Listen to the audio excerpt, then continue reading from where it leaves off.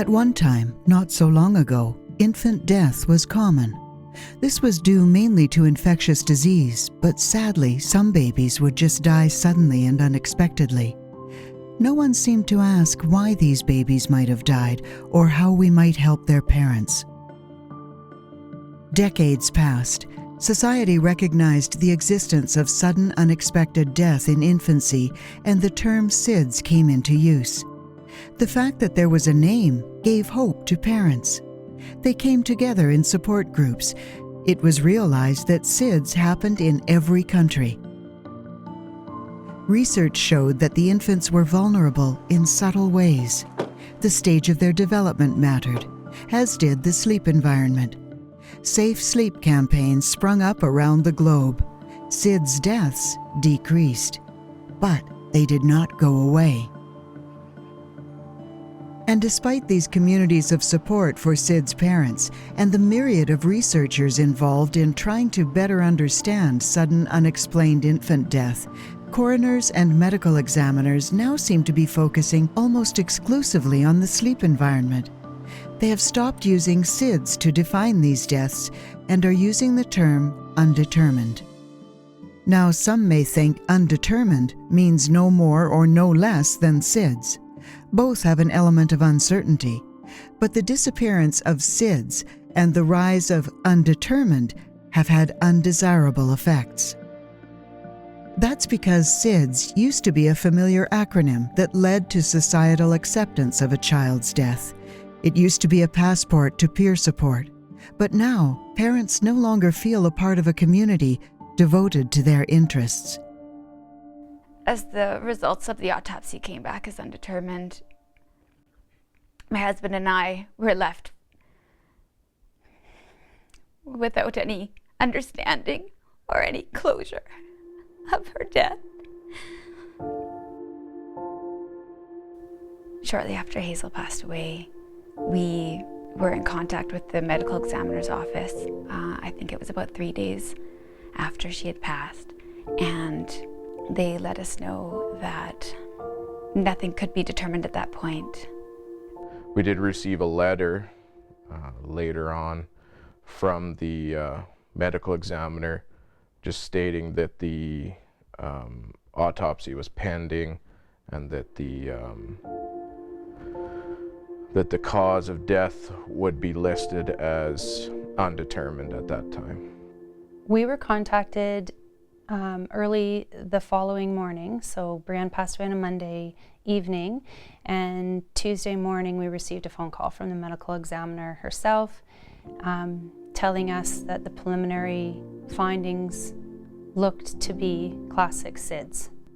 After we got the results back from the autopsy report and it came back as undetermined, I was just left really confused and uncertain about those results, as up to that point I was familiar with the term SIDS. I mean, that's every parent's worst nightmare, and every mom and dad knows the term SIDS.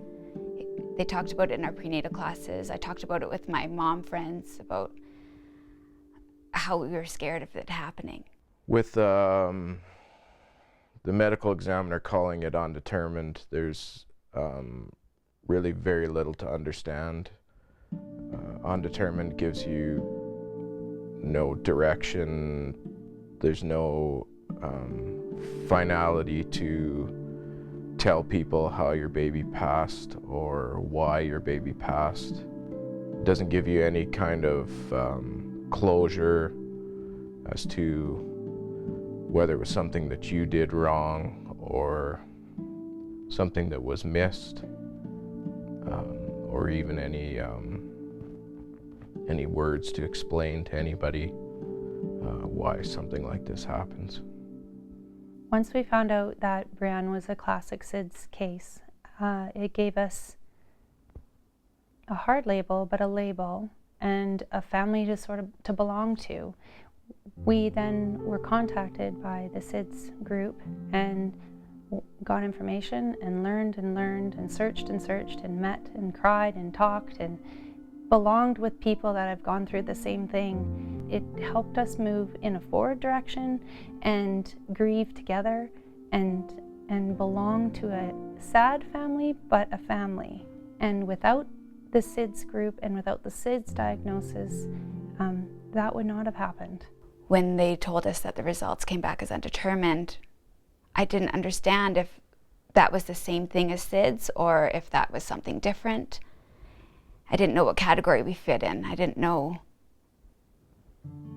I mean, either way, I guess I don't know how Hazel passed away, but there was something about the term SIDS that made me feel like there was a reason or something that people could understand, and undetermined left us without any understanding at all.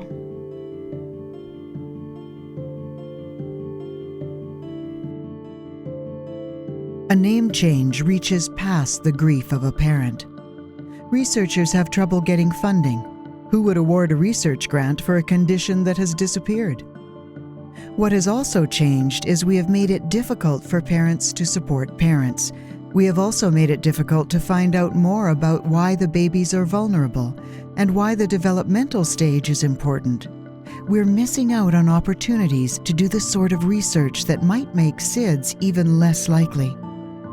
Undetermined, like SIDS, contains an element of uncertainty, but does not replace the familiar term SIDS.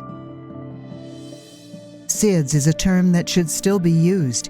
Its use will be helpful in research, and more importantly, its use will provide comfort and support to parents in their time of need.